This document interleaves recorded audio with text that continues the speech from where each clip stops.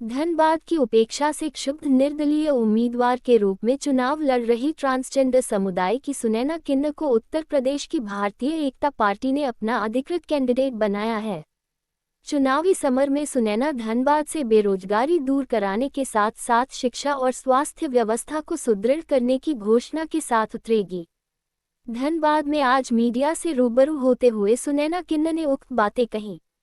सुनैना ने बीजेपी पर निशाना साधते हुए कहा कि बीजेपी सिर्फ जाति धर्म की बात करती है और जिसका वर्चस्व कायम है उन्हीं को देते हैं टिकट, जबकि हम सबको साथ लेकर चलने वाले हैं। धनबाद खनिज संपदा में देश के दूसरे स्थान पर आता है, ऐसे में यहाँ बेरोजगारी चरम सीमा पर है। केंद्र सरकार अगले चुनाव में घोषणा किया था कि हर साल 2 लाख लोगों को नौकरी देंगे। जनधन खाता में कितनों का पैसा आया है ये केंद्र सरकार घोषणा तो करते हैं मगर धरातल पर कहीं नहीं है। शिक्षा व्यवस्था की बात करता हूँ, भारत छोड़कर अन्य देश में टैक्स फ्री है, लेकिन यहाँ की केंद्र सरकार शिक्षा पर 18% टैक्स वसूल रही है। कैसे शिक्षा का बेहतर विकल्प होगा? इसलिए मुझे इन सभी मुद्दों पर हमारा पहला प्राथमिकता होगा। एम्स अस्पताल और एयरपोर्ट के साथ महानगर की एक भी सीधा ट्रेन नहीं है। अगर मैं जीत कर आती हूँ तो ये सब मैं धनबाद को दिलाने का प्रयास करूंगी।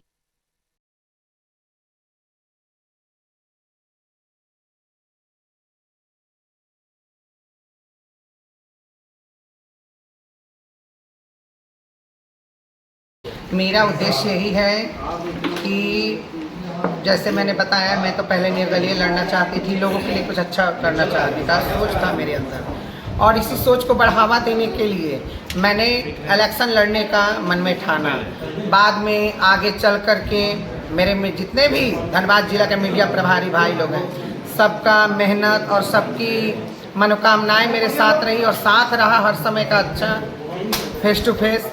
इसका ये परिणाम निकला कि मुझे चौधरी साहब के तरफ से अलीगढ़ की जो पार्टी है उधर से टिकट भी मिला। उसी टिकट को वहाँ से बोला गया, जो राष्ट्रीय अध्यक्ष हैं हमारे चौधरी जी, तो उनके तरफ से कि आप प्रेस कॉन्फ्रेंस करवाइए और अपना टिकट जो मिला है उसके बारे में मीडिया को बताइए और आपका जजमान भी जाने, आपका जनता जाने कि आप निर्दलीय नहीं हो, आपको भी किसी ने कैंडिडेट बनाया है। किस पार्टी से? जी, हमारा भारतीय एकजुट पार्टी, एकता पार्टी। क्योंकि बीजेपी भी है तो कैसे आप टक्कर? देखिए, बीजेपी कोई गॉड ग्लॉसिंग मैजिक नहीं है, नथिंग। बीजेपी हो या कांग्रेस हो या किसी भी पार्टी की मैं बात करूं, मैं खुद की अपनी पार्टी की भी, कोई भी अपने कर्म से जाना जाता है, अपने जातिवाद पार्टीवाद से नहीं। अगर मैं इस पार्टी से मैं अच्छा करूंगी, मेरा ही नाम होगा। मुद्दा क्या होगा?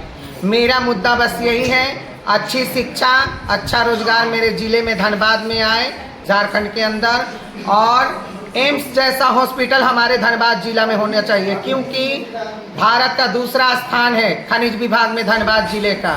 ब्लैक डायमंड इसे बोला जाता है। तो ब्लैक डायमंड में शिक्षा क्यों नहीं है, बेरोजगारी क्यों है? आज भी ग्रामीण क्षेत्र में जाके देखिए, कहीं पानी की व्यवस्था नहीं है, कहीं बिजली की व्यवस्था नहीं है, शिक्षा का तो नामो निशान नहीं है ग्रामीण क्षेत्रों में। तो इसे चेंज करना है मुझे, इसीलिए मैं राजनीति में उतरी हूँ। शिक्षा में टैक्स की बात कर रहे थे आप क्या? जी, शिक्षा में मैंने टैक्स की बात इसीलिए कहा कि आई एम ग्रेजुएट BSc, मैं खुद एक पढ़ी लिखी हूँ, 3rd जनरल कमेटी से आती फिर भी। और शिक्षा की मैंने बात इसलिए कही कि मेरा भारत महान, ये सब कहते हैं, आज बीजेपी का भी नारा है, लेकिन भारत एकजुट होने का, भारत एक करने का ये कौन सा तरीका है? आप किसी भी विश्व स्तर पे चले जाइए और भी देशों में कहीं भी शिक्षा मुफ्त है। कहीं कहीं ऐसे भी देश हैं जहाँ शिक्षा आप कितना भी डॉक्टरी करो, IAS करो, IPS करो, बिल्कुल फ्री होती है। अगर भारत में ये चीज़ नहीं है, लेकिन अब तो भारत में शिक्षा पे भी टैक्स है। ये कैसा अच्छा सरकार है? शिक्षा, जो बेरोजगार, जो लेबर कास्ट का जो रिक्शा चलाता है, जो ग्रामीण क्षेत्र के हैं, वह टैक्स दे के अब एग्जाम देंगे, टैक्स दे के पढ़ाई करेंगे उनके बच्चे, जिनको ABCD भी मालूम नहीं है। जाइए आप उठ करके ग्रामीण क्षेत्रों में, वहाँ शिक्षा के नाम पे शून्य है। भारत शून्य से, विवेकानंद जी को भारत शून्य से स्टार्ट करने के लिए दिया गया था बाहरी देशों ने। उस शून्य को पूरा ब्रह्मांड साबित करने वाला ये देश है। फिर यहाँ पे शिक्षा पे टैक्स क्यों? शिक्षा के बारे में पिछड़ा वर्ग क्यों? रोजगार के बारे में पिछड़ा वर्ग क्यों? खास करके धनबाद कोयलांचल की मैं बात कहूँ तो कोयलांचल भारत का दूसरा स्थान है खनिज विभाग में। भारत के तरफ से बहुत कुछ केंद्र सरकार को मिलता है हमारे धनबाद से, लेकिन एम्स जैसा हॉस्पिटल नहीं है, एयरपोर्ट नहीं है धनबाद में। दिल्ली बम्बई जाइए, उसके लिए डायरेक्ट आपको जंक्शन से गाड़ी नहीं मिलेगी धनबाद का। ये कैसा कोयलांचल का रूप बदल दिया आपने। जनता को विश्वास को कैसे जीतेंगे?